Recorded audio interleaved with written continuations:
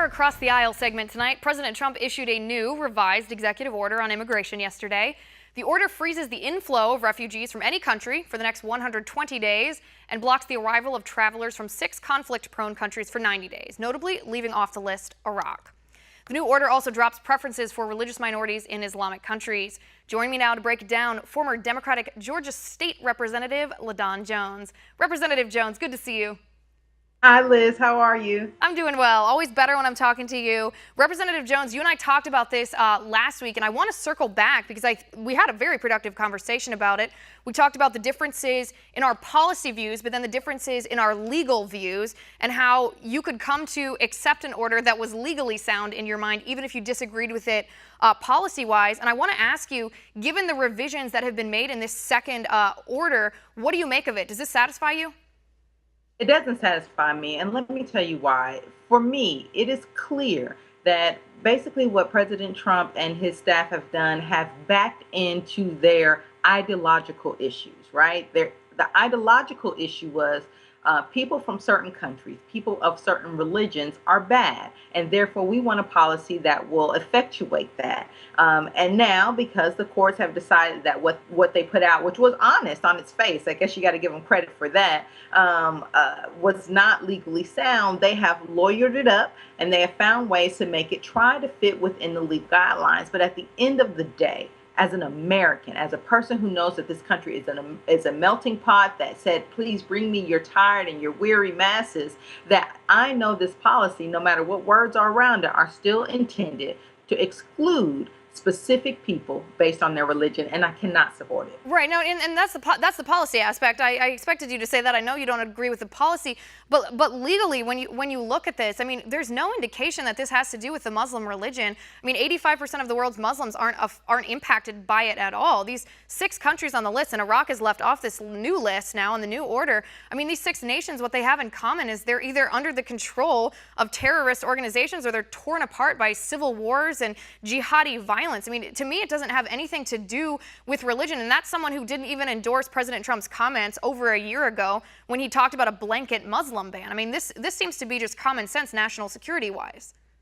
It would be, except for Trump's administration admitted that the majority of terrorists that come from these countries that have been identified are actually radicalized after they've been in the United States for several years. So that takes away the safety issue. It would seem like a safety issue, except for Trump's own administration admitted that if they don't hurry up and do this, that there will be people, so a slew of people coming into this country. And now this new ban actually comes after there was a stay and then after a several-day waiting period. And so I really have to wonder, I believe that the Trump administration has truly convinced itself that this is about safety. But again, this is simply because in their minds, they have backed into this policy. As a lawyer, right, I can read a law that on its face may check off all of the constitutional boxes. That does not make me still feel comfortable as an American to know that we can support this, even though it technically fits. Right. No, and I actually agree with you there. That's how I feel about Roe v. Wade. They checked all the boxes to make it constitutional. In my mind, doesn't make it morally right. Doesn't make it constitutional in its essence. And we can talk about that a different day. But the safety aspect. I mean, the original judge that put a stay on the first order in Washington State. He said there's been nobody that's come, no person, no individual who has come to this country from those original 7 nations who has committed a terror attack against the United States. And we found out that's a complete error. There have been 72 people who've been convicted of terror-related charges in our country since 9/11 who've come from these nations. And Attorney General Jeff Sessions said yesterday there are 300 ongoing investigations of individuals from these 6 nations on terror-related charges. I mean, it only took 2 people in San Bernardino. It only took 1 terrorist in Orlando. It only took 19 people to hijack the planes that ran into the Twin Towers in New York City. I mean, 372 people that have either been convicted or under investigation. That's a lot of people. That's a large threat. It is a lot of people, but then you put it in context of our American society and the number of murders that we have throughout this country, the number of right, but these aren't American citizens to begin with. These aren't American citizens. I mean, as a nation, we are a melting pot, but we have a responsibility to ensure that people coming into our country don't want to undermine our way of life, don't want to deprive us of our fundamental rights. And when we know that they do, or we don't have a way to determine that they don't, I mean, we can't just let them in and justify that morally by saying, well, people die other ways too. But you're almost right, Liz. We have a moral code in this country to ensure that we protect all Americans from all people who wish to do them harm, whether they're from here or from another country. And the problem is that this streamlined focus on people who are from another country ignores the fact that we have American citizens. Trump has made zero policies to come out to say we are going to protect American citizens from people who are committing homegrown terrorism. And when you continue to ignore that issue, when you continue to highlight this, you can't convince someone like me. Right, but don't you think that's a separate issue? Again, I don't disagree with you on that. I mean, I think we do need to look at the violence, the murder rates, specifically in Chicago. It's absolutely horrendous. I mean, it's more dangerous statistically to be a black man in downtown Chicago than it is to be a black American soldier in downtown Iraq. It's shocking. We should not deem that to be acceptable within our own country. But it's a pivot. It's a pivot to look at that. Just because something's worse doesn't make it okay for us to ignore this. We know that this is the new threat of ISIS. We know that this is how they're trying to disguise their operatives to get into our nation. I mean, we've heard them say that themselves. Our intelligence agencies have told us that it would be naive. It would be ignorant. It would be neglecting the responsibility of the president to ignore what he knows will be a threat until it actually happens, just because it hasn't happened yet. Right, but we don't want him to ignore it. But the question remains, why such a streamlined focus? And here's the answer. A streamlined focus on immigrants and people from other countries is based on one thing. That is what got him in office.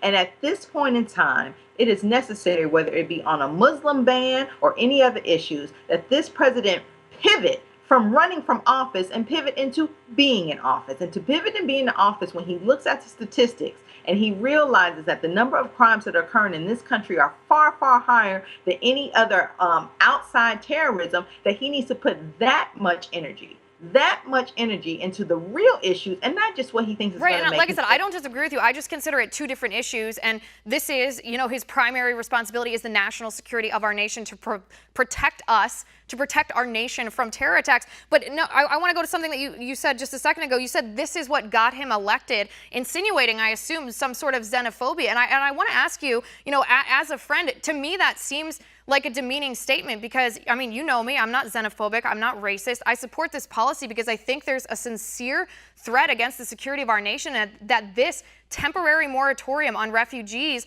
on immigration from these nations that are known to export terror, will help us protect our country while we improve the vetting process, so that once it's improved, we can accept even more of these people in, because our process will keep us safer. And I do feel that's a bit demeaning to insinuate that a support of this policy insinuates some sort of xenophobia. Well, I think you hit the nail on the head, unfortunately, Liz. And I think that at this time in American politics, people have to take a close look at themselves. They have to say, in my own community, on my own street, in my own city, have I seen an instance where someone from another country has caused terrorism? No, I haven't. Now let me look at the crime reports and see what is going on. And then ask yourself, why am I putting so much energy? Why am I in such support of a candidate and now president who supported these issues over in all the other various issues? And you have to check yourself. You have to check yourself and realize, what? Basically, if I'm interpreting you correctly, you're saying that I'm xenophobic because I care about the 14 people who were killed by the San Bernardino shooter, because I feel grief and sorrow when 49 people were gunned down in a gay nightclub in Orlando, because I'll never get over the fact that when I was 12 years old, 3,000 Americans jumped off the Twin Towers because they'd been attacked by radical Islamic terrorists. That makes me xenophobic? I think if that issue is your number one issue over what's going on in the cities and towns and what you live in, then yes, I think that one has to check themselves. And let me be fair and let me be honest about my own bias. In my community, which is about 90% African American, there was a young, attractive white guy that walked into the library. And in about 70 degrees, he had on a long coat. And you know what I did?